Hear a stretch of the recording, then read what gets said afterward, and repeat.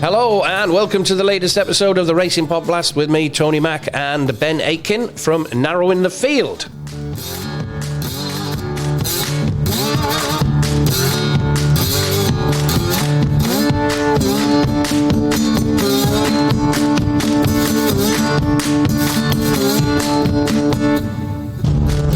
And many thanks for all the lovely messages off the back of last week's PodBlast. 3 races covered, 3 races nailed.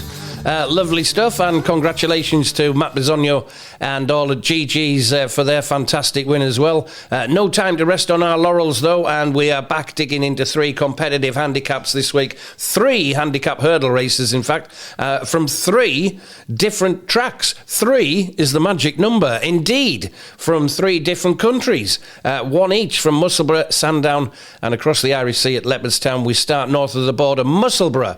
And the second race on their Cheltenham Trials Day card, the Class 2 Scottish County Hurdle, County Handicap Hurdle, due off at 1:43 on Saturday. Ben, welcome along, mate. Well done on air last week. Couple of winners from you. Can you start us off with the Scottish County Handicap Hurdle?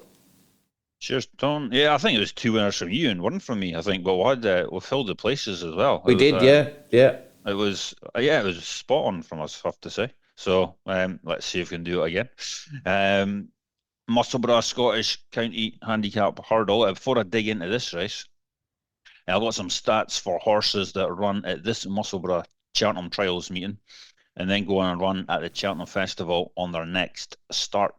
And the starts are not great.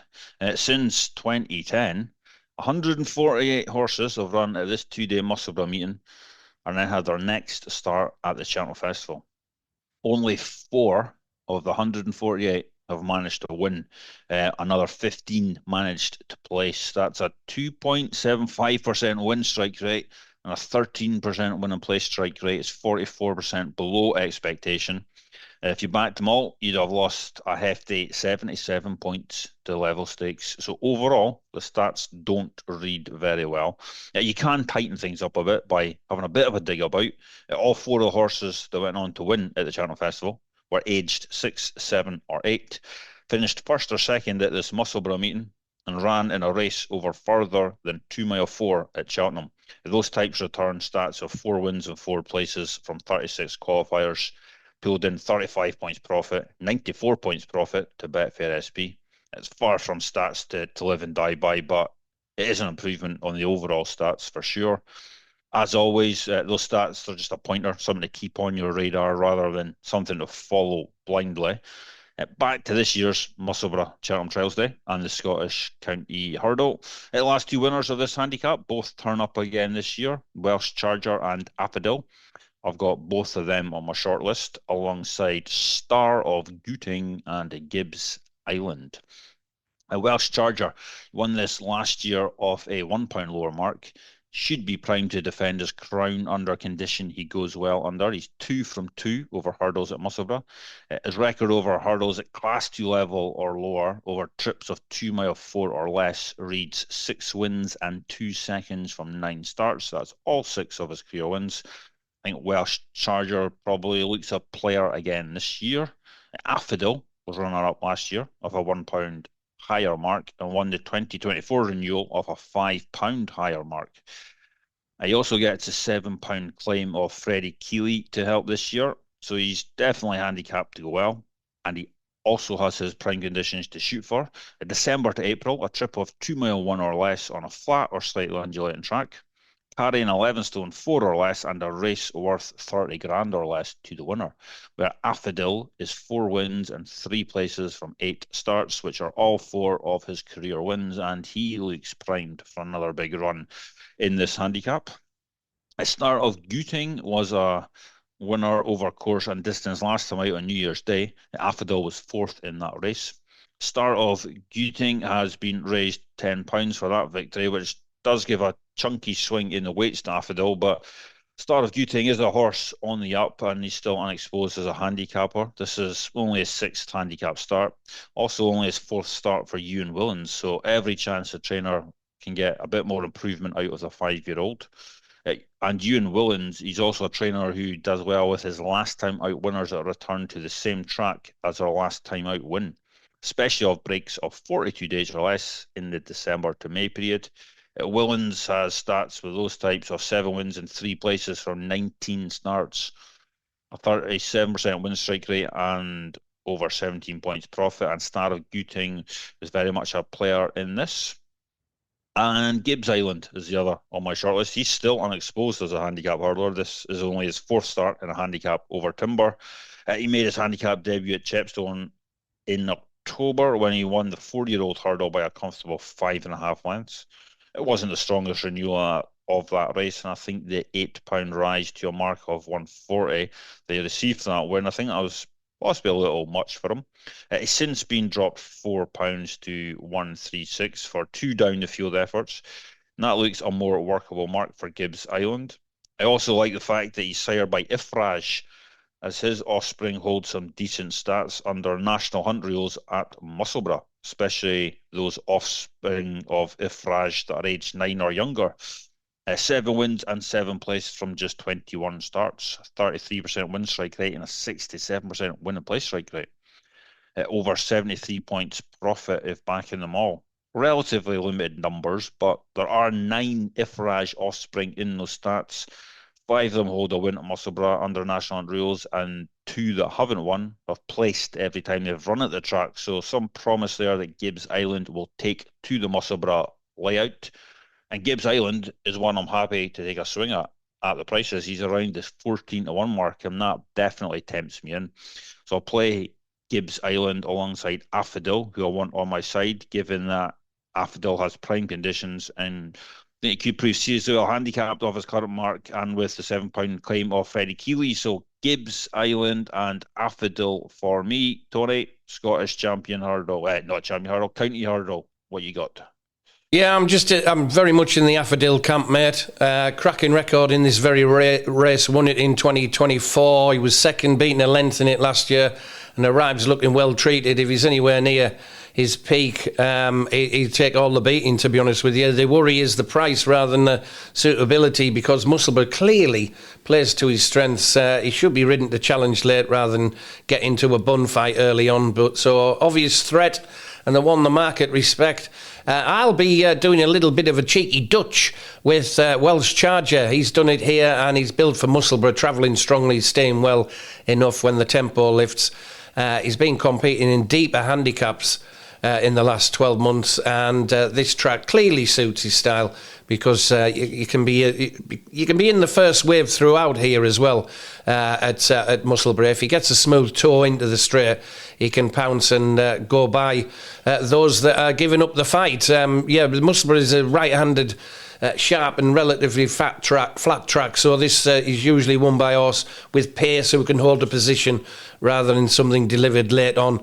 Welsh Charger and Affadil for me, Ben, in that one. Each way possibilities with City of Diamonds. He's the right sort of profile for this. Solid handicapper, enough tactical pace for Musselburgh, and the potential to possibly nick a place if the principals overdo it early on. The price compensates for the fact he needs a career best, which is why he's around 12 to 1. But if he sits midfield and picks up turning in, he can run into the frame. That's City of Diamonds for each way players, and Welsh Charger and Affadil on a cheeky Dutch selection for me in that 143 at Musselburgh. 225 at Leopardstown. What a cracker this is. Race and stay at Leopardstown. Handicap hurdle. It's a listed handicap over 3 miles. 24, I think, are in going to post here. Ben, what do you fancy here in the 225 at Leopardstown? Yeah, 8 previous renewals of this handicap, so we can start to build a bit of a profile of what type of horse tends to win this contest, with the past 8 winners all meeting the following 5 race trends. Aged 6 to 9, no more than 10 previous starts in a handicap, no more than 4 starts without at least placing, at least 1 previous start at Leopardstown, and running off a break of between 20 and 70 days. 6 of this year's 24 runners meet those trends. Champagne Kid, Son Lefort, Cisco, Eclipse Chaser, Littlefoot, and Daily Present. Champagne Kid is the shortest price of those on my shortlist. He's sitting at around 7 to 1, 15 to 2. as we record this, and he's one of only 2 last time out winners in the field, which is a little bit of a surprise given the large field. He took a few runs before finally opening his account over hurdles at the 8th time of asking, when landing a Punchestown maiden at the end of November. He then backed that up by landing a listed handicap at the Leopardstown Christmas meeting. That was his handicap debut, and I don't think the £7 rise for that win will be enough to anchor him here. He's stepping up to 3 miles for the first time in this, but he looks a stayer in the making. Over trips of 2 mile 4 or further, he has 3 wins in 3 places from 6 starts. Over shorter than 2 mile 4, he's 0 from 7. And there's every chance he'll improve again for this first run over 3 miles. And he's one that's very much on my thoughts for this, Champagne Kid.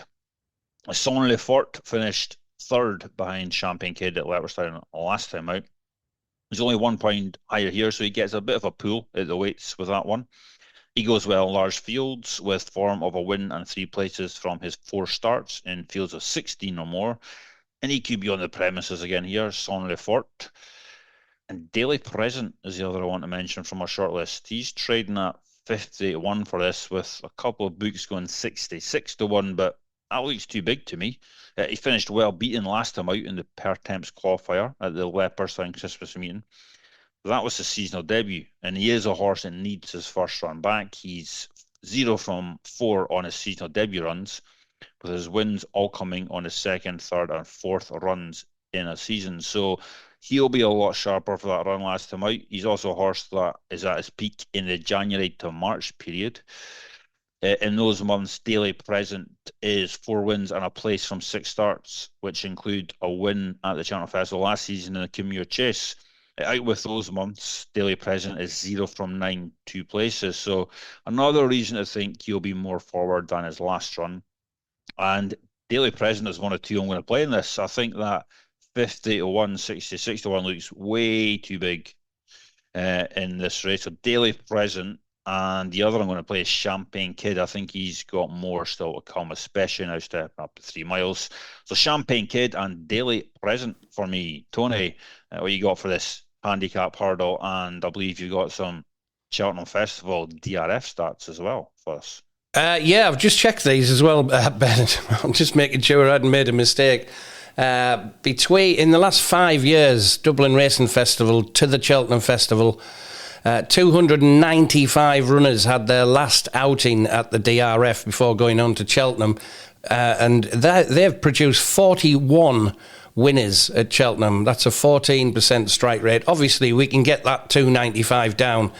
Another 55 hitting the frame. That's a 33% win and play strike rate from horses having their last run at the DRF and then coming on to the Cheltenham Festival.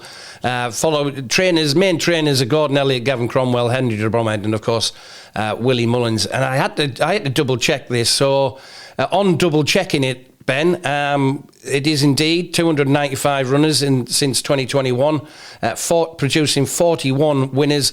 And in the last 5 years, 2021, 10 winners, 2022, 5, 2023, 8, 11 winners in 2024, and last year produced 7 winners in 2025 from 56 coming from the DRF to Cheltenham.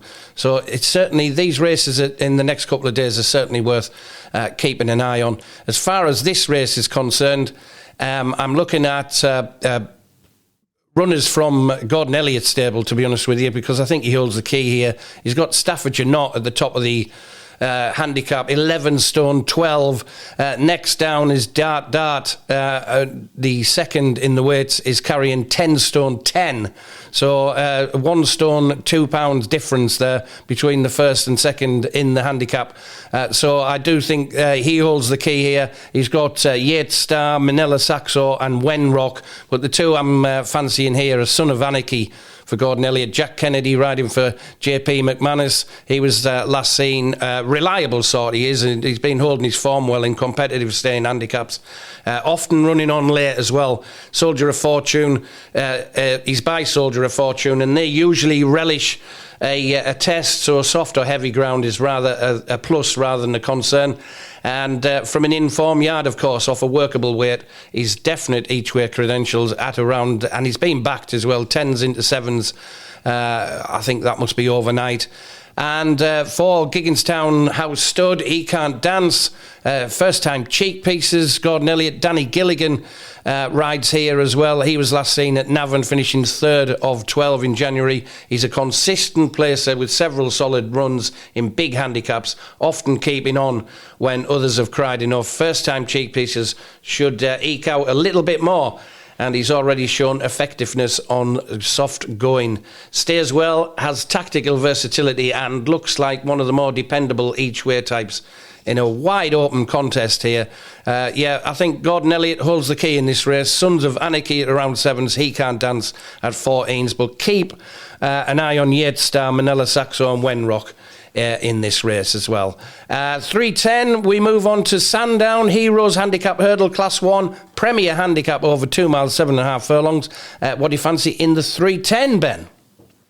Yeah, heavy ground likely at play on the hurdle track at Sandown on Saturday, so this will be a fair old slog come the end of almost 3 miles. I got it down to the following 3. Henri II, Hartington and Roaring Conquest, so those kind of near the head of the market. I think the market probably has it about right. Henri II finished 2nd in his last year off a £2 higher mark. He does go out of Sandown on the hurdle track. He's 2 wins and 2 places from his 6 starts. He's a solid horse when he gets his conditions, and he does go well in fields of 15 or less, and when carrying 11 stone 4 or less, where he has 4 wins and a 2nd from 5 starts.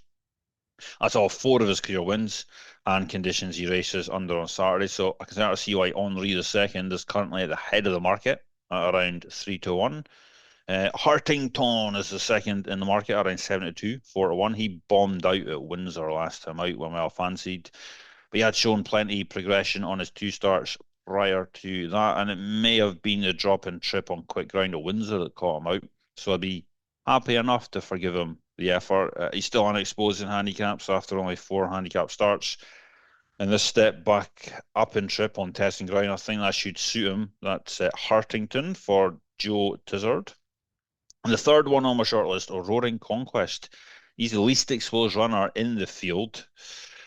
This only his 7th career start and only his 3rd in handicap company. And his trainer, Ollie Murphy, has some strong stats at Sandown in chase and hurdles, with his runners that start at shorter than 8-1.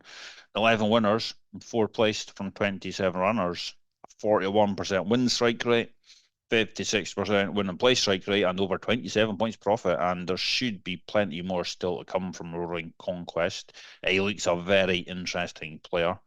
And Roaring Conquest is you've landed on for this handicap hurdle. His unexposed profile catches my eye. 7-1 looks a decent bit of value about him. So Roaring Conquest for me here at Sandown. Tony, what you got for the Heroes handicap hurdle? I'm with you here, mate. I'm having a Dutch on Henry II and Hartington. Henry II is a classy sort.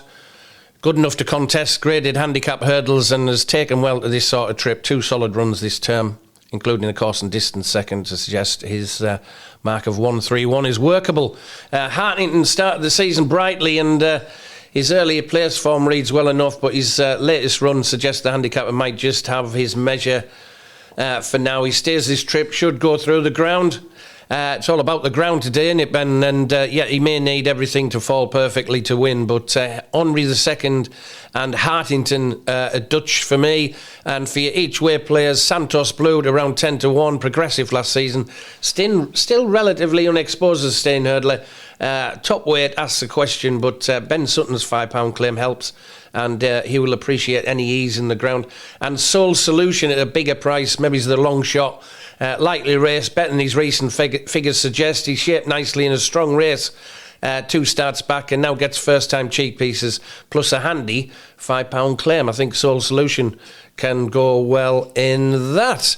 Many thanks for listening to the latest edition of the Racing PodBlast. Very best of luck with your bets at Musselburgh, Leopardstown and Doncaster. Don't forget everything that Ben's noted from Musselburgh and myself from the DRF. And we'll see you all again in the next episode of the Racing PodBlast. Thanks very much, Ben. Cheers, Tony. Cheers now.